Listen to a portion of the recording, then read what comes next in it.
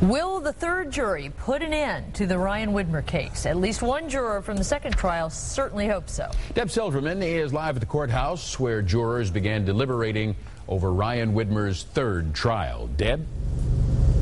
Clyde, the jurors did just go home for the night, and they left without coming up with a verdict yet. But earlier in the day, I did talk on the telephone with one of the jurors from the second trial, and she tells me that she will respect a verdict of guilty or not guilty. She says this time she just doesn't want there to be another hung jury. She says it is time to put an end to this case. The jurors in the third trial, they started deliberating at 1:15 today.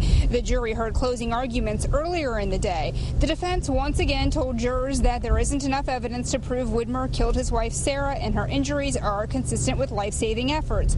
Prosecutors disagree, saying the chances of her suffering an undetected medical problem in the bathtub and dying are as rare as being struck by lightning.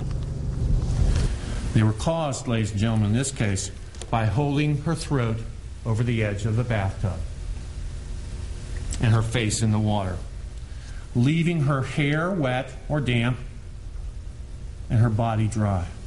Well, unfortunately, folks, in this case, I think you've got more questions now than you do answers.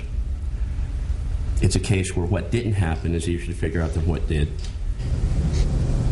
New for this trial, if the jurors find Widmer not guilty of murder, they must consider the lesser charge of involuntary manslaughter. That would mean he didn't mean to kill Sarah. If found guilty of involuntary manslaughter, the sentence is 1 to 5 years, and that's compared to the 15 years to life that he would get if he's found guilty of murder. The jurors will be back here tomorrow morning at 9:30, and as long as the jurors are here, we will be here too.